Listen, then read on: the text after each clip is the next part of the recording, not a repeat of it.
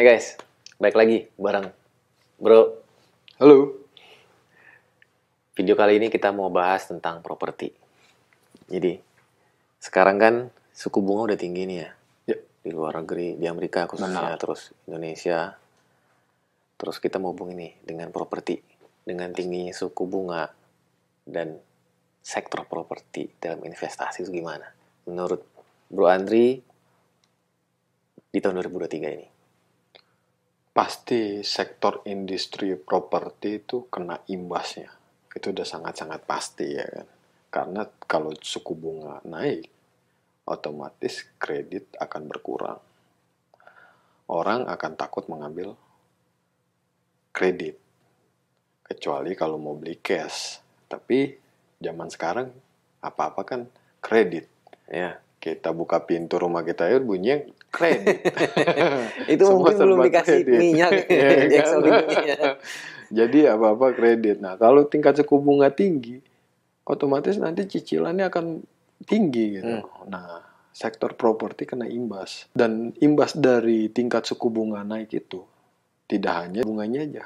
Bahan baku materialnya juga akan kena imbas gitu. Jadi otomatis harga properti juga akan meningkat. Makanya di 2023 properti masih bergerak stagnan, cenderung akan mengalami penurunan jika BI menaikkan tingkat suku bunganya kembali gitu. Jadi pada saat suku bunga naik, yang mengalami cuan itu kemungkinan bank ya? Belum tentu juga. Untuk KPR kan properti ya? Iya, untuk KPR dia mengalami, tapi kan belum tentu juga. Kalau tidak ada yang mau KPR, bank juga nggak ada omset anjlok juga gitu. Ah. Jadi dana pihak ketiga bank juga tidak mengalir keluar gitu. Tugasnya dia kan untuk mengalirkan dana pihak ketiga dia terhadap masyarakat untuk melakukan kredit seperti itu. Guys, berarti kalian yang punya KPR yang udah kena floating, itu bagi si bank resiko dong ya, resiko.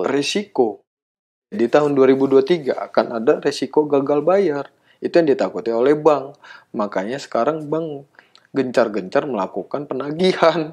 Seperti itu. Ya kalau waktu itu sih saya pernah sama temen duduk bareng. Dia ditelepon bank. Padahal dia udah bayar. Banknya hanya mengingatkan katanya. Seperti itu. Nah takutnya di resesi ini banyak kegagalan bayar terjadi. Gitu. Nah cuman pemerintah itu melakukan rem. Remnya dengan cara apa? Iya, menaikkan tingkat suku bunga. Mereka takut terjadi seperti di Amerika. Di Amerika kan pada tahun 2008 mengalami gagal bayar dan sektor properti yang terkena imbas paling besar gitu. Ya karena memang produknya di area properti itu ya, tahun itu ya. Iya. Terus kalau memang resesi kejadian nih, seburuk-buruknya Indonesia terus ada pengangguran, berarti makin besar resiko gagal bayar kan? Iya, itu akan sangat jadi besar. Ngegulung pasti. semua tuh. Ngegulung semua.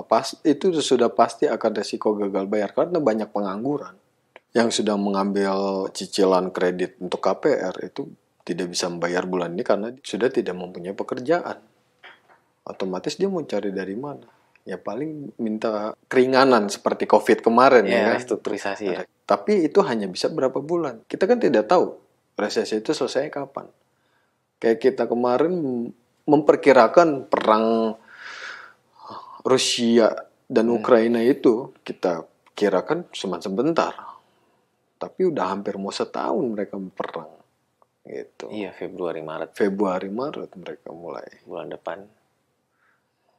depan udah setahun genap ya mereka perang. Jadi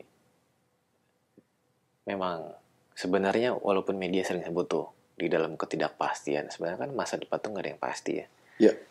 Jadi persiapannya itu ya dari sekarang, nyiapin perencanaan keuangannya, punya dana daruratnya, terus kalau memang kelihatannya akan terdampak nih bisnis di mana kalian bekerja, mungkin baik kali ya dari sekarang restruk. Iya. Misalnya mau pindah dari yang udah suku bunganya floating, pindah ke yang fix. Ya itu semua tinggal ditanya ke bank ya kan. Jangan sampai udah telat baru nanya. Misalnya pada saat, mohon maaf ini udah jadi pengangguran, baru mau coba refinance lagi, itu udah nggak bisa kan, income-nya lagi nol. Iya. Mumpung sekarang lagi ada, sekarang waktunya. Ya kalau sudah mau habis masa flatnya, cicilan KPR-nya lebih bagus ya refinance kembali untuk meminta bunga flat lagi, mungkin 5 atau berapa tahun lagi gitu. Daripada kita ngikutin floating, mungkin akan bayarannya bisa. Ya pengalaman saya, teman saya bilang sekarang aja dia yang tadi cicilannya 3 juta bisa kena bunga floating itu 6 sampai 7 juta. 2 kali lipat. 2 kali lipat loh. 2 kali lipat. Tapi 3 jutanya mungkin waktu awal resesi ya? Flat. Itu dia dapat flat 3 juta. Habis itu floating. Nah guys, ini bukan rekomendasi tapi bisa jadi pertimbangan ya. Iya. Mumpung belum kejadian resesinya, coba cek situasi keuangan kalian terus. Cek lagi gimana KPR kalian. Jangan sampai nanti kejepit, gagal bayar, udah dibayar nyicilnya bertahun-tahun, rumahnya malah diambil oleh bank lagi ya. Iya, sayang. Sayang banget. Video kita kali ini sampai di sini dulu. Sampai ketemu di video berikutnya.